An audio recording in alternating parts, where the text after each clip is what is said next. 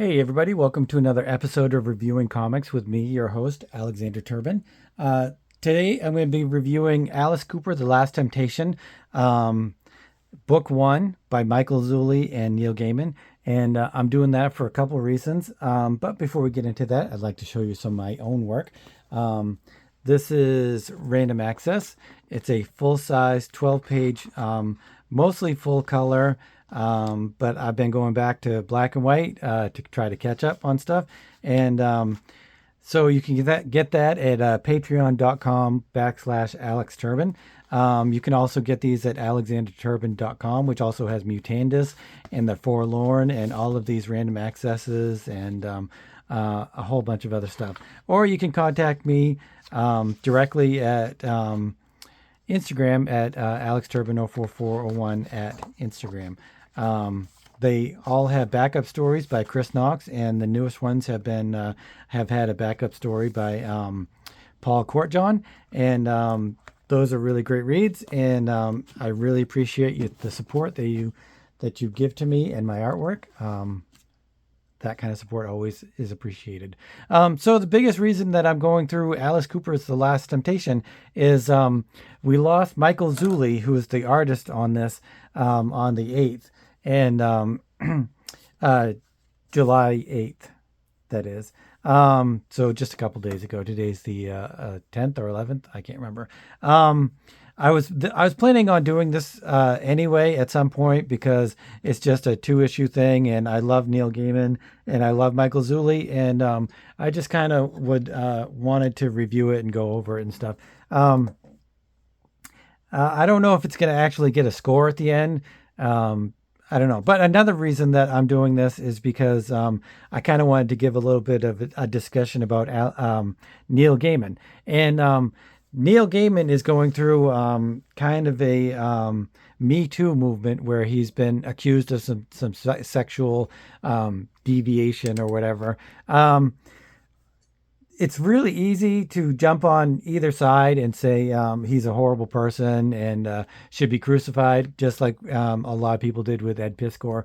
And it's also easy to just say, I believe the woman, and I'm always going to believe the victim and stuff like that. Either one you should not do.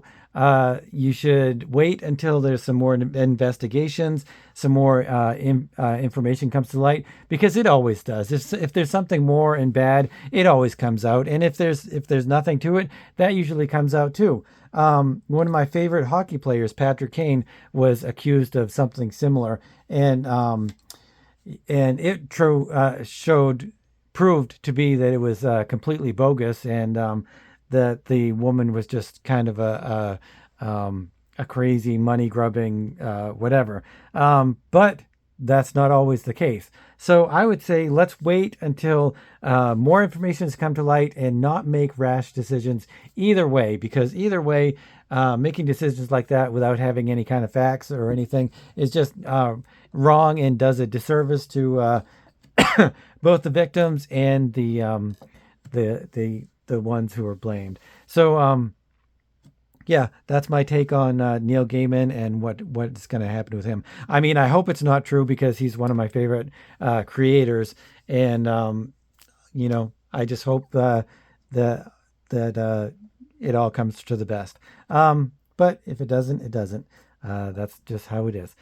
So Michael Zulli passed away, and some of the things that he did, he died at 71. It didn't say how he died, but he was a wonderful artist. I got Puma Blues trade paperback back in the 80s, 90s, and it's not incredibly well written. I'm not going to say that. It's very slow. It's very methodical. It's not really something that if you're looking for any kind of adventure or action or anything that you would read. It's mostly just him doing kind of life sketches and life drawings and stuff of nature. And it's a completely nature driven story. And his art is completely nature-driven content. He then went on to do the Teenage Mutant Ninja Turtles that a lot of people really enjoy. It's kind of a more stark and realistic version of the Turtles. And then I guess at some point he did my my personal grail is the Jesus Swamp Thing issues where Jesus is in Swamp Thing. I think I can't remember what happens to him and why they pulled it from being published, but it was never published, and that is my holy grail. If I could ever have any kind of comics artwork or anything, it would totally be that the unpublished Swamp Thing by Michael Zulli and Alan Moore. It would just be the most fantastic thing ever. He also did an unpublished Sandman thing with I guess it wasn't Sandman. It was some other project. That actually was going to be published in Taboo, Steve Bissett's Taboo, but it never got published. So that's two things that Zulli has out there in the world where his original art is that's not published. So someday I hope to see both of those. So Alice Cooper, The Last Temptation. I'm a little bit of a fan of Alice Cooper. I'm not a huge fan. I don't have all of his CDs or all of his music. I went through a little bit of a phase when Poison, he had that CD Poison and the song Poison, and I kind of enjoyed that. He's been around forever. He's kind of an icon. I don't know if he's still alive actually, or if he's still around or what. But he's definitely an iconic, kind of like Black Sabbath and Ozzy Osbourne. Just really in the veins of American rock history, as far as I'm concerned, and I think probably as far as a lot of other people are concerned. So I guess he got together with Neil Gaiman, Michael Zulli, and Dave McKean, and all the others, and they got together. And I guess this goes with the album. The Last Temptation, I think it's the album that it goes with, or is it the Theater of the something? But anyway, no, I guess it is The Last Temptation. In here, there's like a Theater of the Normal or something like that, and but I guess it's the Last Temptation. Maybe that's a song. I don't know if there's actually song lyrics in this. I couldn't tell, and I didn't do any of the research for that. But I did more of the research for Michael Zulli and what happened with him, even though it doesn't really say how he passed away. But we lost a fantastic artist, that is definitely for sure. And I would highly recommend that if you guys like his art, then to go check out Puma Blues, because it's black and white, and even though I love the color, Zulli, his black and white stuff is really truly immense. So let's get into this comic and see if we can make it through.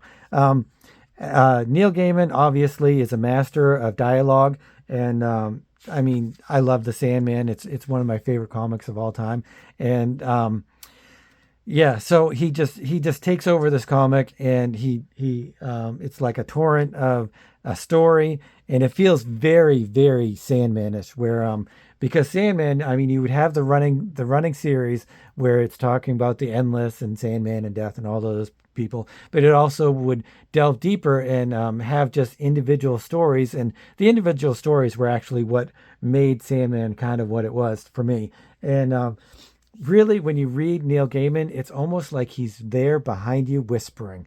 And that is really one of the fantastic elements of Neil Gaiman and his writing. So you've got a fall day. I think it's towards Halloween. There's this crow. You can always tell it's Halloween because there's a crow, and crows are awesome. I wish I had one as a pet. But it's just a lot of dialogue about not so much dialogue, it's just story. It's talking about how the crisp night air of the fall, and he just goes on and on. It's beautiful writing. It's not a slog to read through. It's beautiful. So it's kind of like how, a horror movie, how it starts, and there's like wind, and there's creaking, and there's all this kind of other kind of stuff that's nuanced and just creates atmosphere. And really, Neil Gaiman and Michael Zulli create a huge amount of atmosphere in this comic. It's truly beautiful. So, and then it does get into the dialogue, and there's 5 boys, 1, 2, 3, 4, 4 boys, and they're walking around, and I don't think it's quite Halloween yet. It's maybe Halloween in a little while. but one of them's telling a horror story, and the dialogue, it's kind of your basic girl and boy are in a car, and then he gets out and he's killed, and she's scared, and she gets out and she finds out that his head's on the roof of the car, and it's pretty gory, but and they talk very young. They don't look as young as they actually talk. They talk like maybe they're 9, 10, 11 years old, maybe 12ish. To me, it looks like they're teenagers, but it's very hard to draw younger kids, and Michael Zulli did his best, and it's beautiful even though they look a little older. Another one of the things I would say is I really think Zulli, he's like a mishmash between some sort of Sienkiewicz work, because his inking is kind of very, I'm not going to say rough, but I have no other real word to describe that type of inking other than rough and messy and kind of all over the place, which I love. I love Sienkiewicz, and but he's a mixed match of um, a bunch of other artists too. Um, so it's really the panels are really compact, and they have a lot going on, and yeah. So they're telling the story, and then they go through the city or whatever is Main Street or whatever, and they're talking about an alleyway, and the clock strikes not midnight, 6 o'clock, and I guess Alice Cooper just kind of appears out of nowhere. And he comes out of the alleyway that is not really there, which they kind of go into is there's a theater there now, and there can't be a theater if there's no alleyway. Um, Barry Windsor Smith, that's who I was trying to think of earlier, of who I think that Zulli is a cross between. He's got some definitely got some Barry Windsor Smith in his faces and stuff, and definitely got some Sienkiewicz and stuff like that in the inking.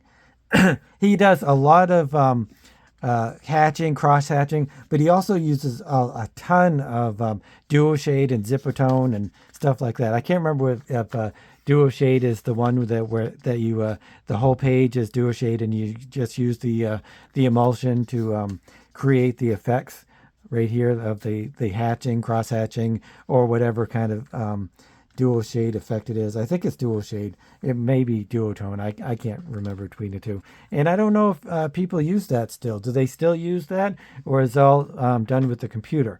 Somebody let me know if you know about the process of dual shade now as opposed to back then. So uh, what's his name? Alice Cooper is kind of just kind of shows up, and he's waxing poetic to the boys about the theater of the damned, or the theater of the I can't remember what it's called.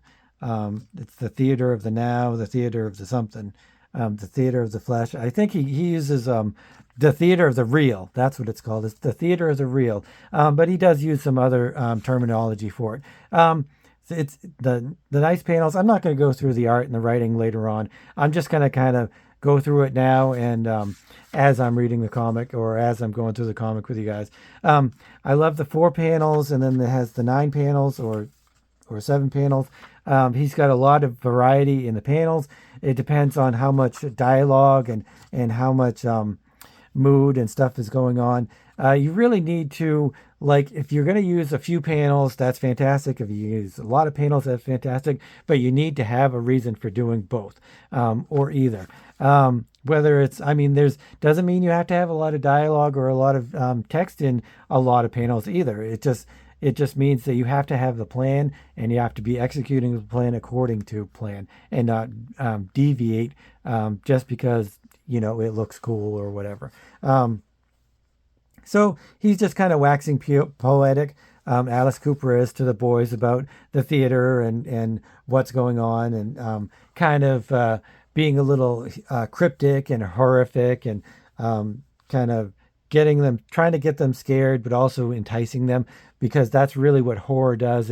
If it gets you scared, that's one thing, but a truly great horror brings you in, like Hitchcock. He's not all about just jump scares or something like that, horror scares. He's more about anticipation and just kind of drawing you in until you want to know what's happening, even though it might be a horrific event or horrific kind of scene. It's really a great creator that can do that. So he says that only one of them can go into the theater of the real. They each, before this, when they were talking about the story, they were kind of chiding one of the boys. What's his name? I can't remember. Stephen. They keep chiding Stephen, saying that he's scared, saying that he's frightened. And it's one of those things where, it's like a horror house, haunted house. They're trying to goad him into not being a coward or not being scared of the haunted house, when in fact he actually probably should be afraid of the haunted house very much. But they are actually the ones that are too afraid to go into the theater of the real. And Stephen actually bucks up against the boys and says he's not scared, and he's going to go into the theater of the real with Alice Cooper, who is supposedly, I guess, not Alice Cooper. Of course he wouldn't be. He's some sort of ethereal creature of the night or whatever. He's there to instill fear and just draw him into the theater. So they go into the theater, and Alice Cooper and he have these discussions. He keeps giving him free things, keeps giving him a free soda, a free ticket, and stuff like that. And I think that is allegory, metaphor. Neil Gaiman always uses these in his books, in his work. Nothing is as it seems, and everything is a conjunction, an opposite, or something that is, it's not exactly, like I said, what it seems. It's something different. It might be a metaphor for something else, for some kind of pain, because he likes to draw out the pain of the characters and show it to everybody, and have the character deal with that. A lot like how the X-Men use the astral plane, and Professor Xavier uses the astral plane, and Doctor Strange also does that, to bring out a character's weakest moments and make them deal with it, and they become stronger because of that. Which I guess that's a pretty big trope in comic books. So they're working their way into the theater. He stops for the Coke. He stops for to kind of get his bearings and stuff. Then they meet a character, Mercy, and she's kind of a zombie-ish character, and she's not really explained a lot. She's just kind of there, and they have these cryptic dialogue between Mercy and Alice Cooper's character and Stephen, and he doesn't really know who she is, and she just kind of fades away. Obviously she means something else, but I don't know what it is, and I never really figured out what it was. If somebody else has read this, please let me and the rest of the audience know. What could Mercy mean? What does Alice Cooper mean? Because they all have various different meanings that I don't really know yet. Of course, I didn't read the second one. I don't know if there's two or three. I do have the second one, so I'm definitely going to give that a read, because really I would buy anything by Neil Gaiman.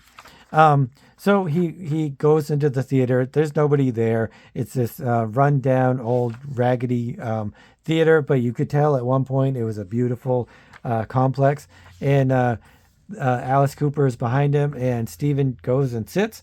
I guess he's not behind him. He's behind the curtain. So he comes out and he does a welcoming thing. He's like the narrator for the theater, and he's kind of moving the story along as the narrator. And I guess it's the theater of the real. So Alice Cooper brings it into this, and it turns from a theater into real life. But you've got a zombie characters. This is Steven, and he's walking along, and there's these zombie characters, and I don't know if this is supposed to be Steven in his past or present or future. It's I think it's kind of a Christmas Carol type thing where he's shown different aspects of his life that could be, and he has to learn from that. So yeah, I'm not entirely sure what this means, but there's these zombie-like characters, and they're just kind of relaying messages to him in a cryptic way, and but as if they know him. So then they're all just talking, and he's like offering him drugs. Maybe it's an anti-drugs message. I'm not entirely sure. But then one of the zombies rips his face off, and it's actually Alice Cooper, and they're back in the they're back in the theater of the unreal. I love these poses that Michael Zulli has made. He does everything so fluidly, and he doesn't rush things. He doesn't rush Alice Cooper ripping his face off, and he's got such a light way about his characters. Some of the things that I don't like a little bit is his head, his proportion. They're children. It's incredibly impossible to draw children effectively. I have the exact same problem. It's a little bit off, but pretty much everything else is beautiful and smack on as far as I'm concerned. I love this pose of Alice Cooper right here. So he's talking more about the theater and the different acts, because it's definitely different acts that are going on throughout the theater and throughout the play. And Steven wants to leave, but Alice Cooper is like, no, you're staying here. So he introduces another act, and I think maybe the one with the past, and this is the present, and he's talking about the heartland of America and how it's scary and stuff. And it's really, he goes into an alternate reality of his life where he's a zombie as well. All of the characters that you meet are actually zombie-ish characters. Maybe they're all Alice Cooper because they all kind of look like him in a way, and he kind of transforms from them into that. So maybe every single one of the characters are actually played by Alice Cooper. Let me know if anybody has listened to the CD or the music from The Last Temptation. Please let me know if the lyrics are in the comic, and how it translates from the comic into the CD and stuff like that. I might have to go give this a listen and see what I think, and I'll let you guys know what I find. But he goes into the next phase, the next act, and it's Steven himself who's a zombie. And he's kind of a loser. He doesn't have a job, doesn't have a girlfriend, doesn't have a life, basically. And he can't even kill himself because he doesn't have a gun. So he just Alice Cooper just kind of rips his head off, and yet it's all just a mystical experience, and it's not real. And Steven comes back with his head, although he doesn't have his head here, because he's thrown it from Alice Cooper. So it's all, it's like a dream, which is very much what Neil Gaiman is very good at. Everything flows together. Everything kind of blends together exactly like a dream. One scene is here, and it just turns into another scene, and you have no idea what the hell is going on. So then Mercy comes back.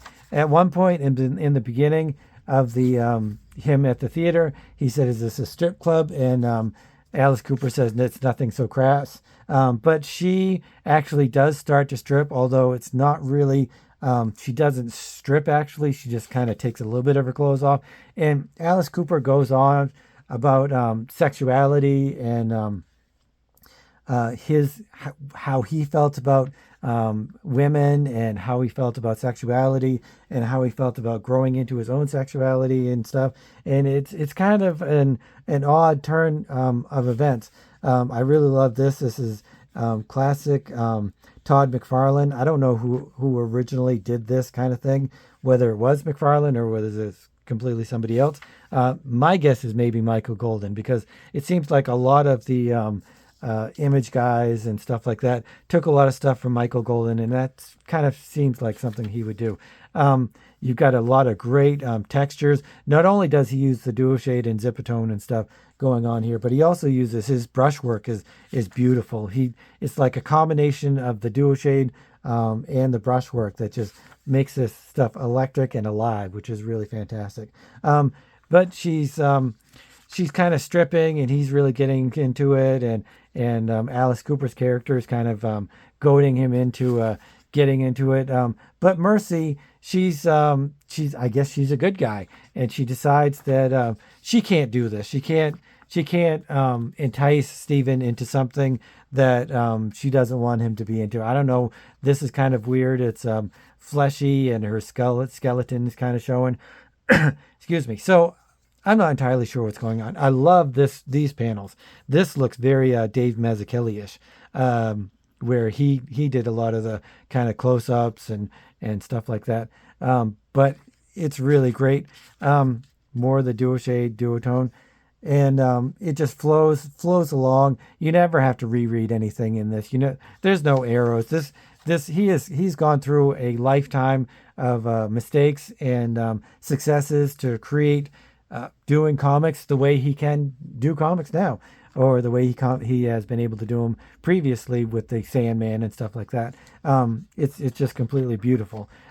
So Alice Cooper is a little bent out of shape that Mercy didn't complete her task, whatever that was, whether it was to kill Steven or to get him to join the Theater of the Real or whatnot. But so he's a little annoyed, and he says Steven can leave, but not to be too excited about it, because there's an act 2, and they're going to more explore the Theater of the Real, and there's more lessons to be learned. So really, this is a giant lesson for Steven. And there's the 4 boys. He only went in and went out, so apparently it was a mystical experience, and Steven is just freaked out, and he wants to go home. And one of the boys, the boy that was actually telling the story in the very beginning, he turns around, and he looks a lot like Alice Cooper there. And he's talking like Alice Cooper. Some of the great things about Neil Gaiman's books is the lettering, and let's see who the letterer was. Todd Klein. I think he probably does all of the Sandman lettering. I'll have to check that out.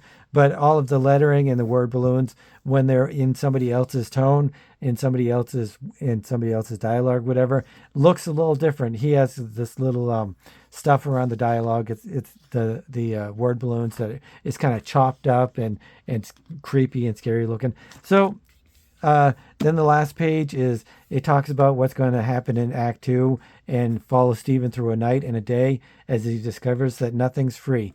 As you knew earlier on, before he was going to the Theater of the Real, he was given all kinds of free stuff, and it actually wasn't free. And then the back page is an advertisement for The Last Temptation, Book 1. I'm not sure what that means, Book 1, whether there's 2 CDs or this is a storybook or something. I don't know.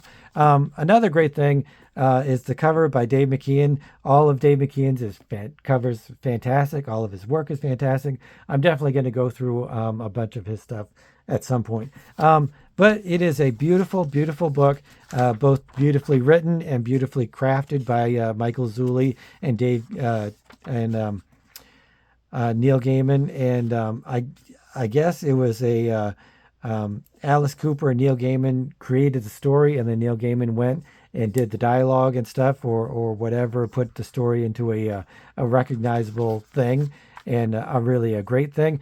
Neil Gaiman is fantastic at that. He does Princess Mononoke screenplay, and if you know anime and manga and stuff, you know that translating from Japanese to English is pretty crazy at sometimes, but he does. That's probably why Princess Mononoke is one of my favorite animes, because Neil Gaiman just translates it perfectly. Perfectly as in better. I don't know about better from the original Japanese, but better into an American style. So, yeah, this is a fantastic book, and we really lost a great artist in Michael Zulli.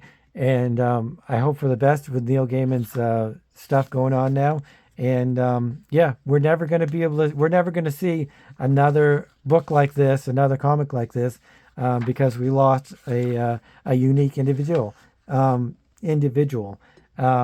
We've lost a lot of comic book artists, obviously, through the years, and they all deserve their accolades and stuff. Obviously, you've got Jack Kirby and stuff, but it makes you think about when I, being a comic artist myself, what is enough? What is enough comics that you've done? How do you feel about the comics that you've done? I ask that a lot to my other comic friends, and do they think that they've done their best? Did Michael Zulli think he had produced his best comics, or did he feel like he was on the road to producing even better stuff? Because I think I'll always feel like I can do something better. The next project will be a little better. The next project will be a little bit better. I'll accomplish something else.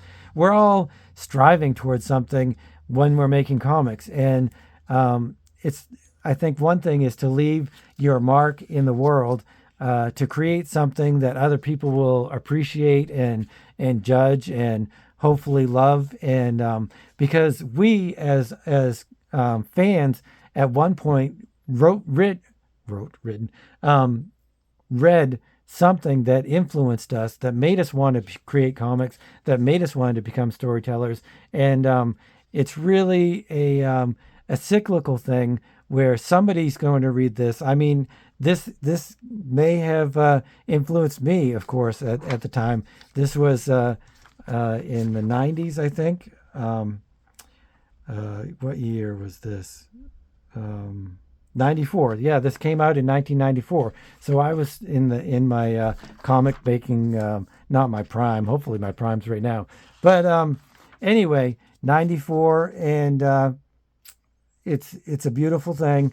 So yeah, I guess that's as much as I'm going to ramble on about, because it's 32 minutes and I've done a lot of rambling already. So anyway, let me know what you guys think. I'm going to give this 10. I'm reviewing it, and I'm giving it a 10 because it's a beautiful piece of artwork. Let me know what you guys think of it. And if you guys if this is the first time you've seen the videos, please consider subscribing and hitting the notification bell, and giving me a thumbs up. I always appreciate a thumbs up. Yeah, so thanks for watching, and we'll miss Michael Zulli, and maybe I'll go through some other artists that have passed away recently, because I think that's kind of an important thing to go back and look at some important artwork from artists that a lot of us love. Especially I love a lot of these artists. So especially Moebius. Oh, I'm gonna have to go through some Moebius. Anyway, thanks for joining me on this this adventure, and I will see you guys next time.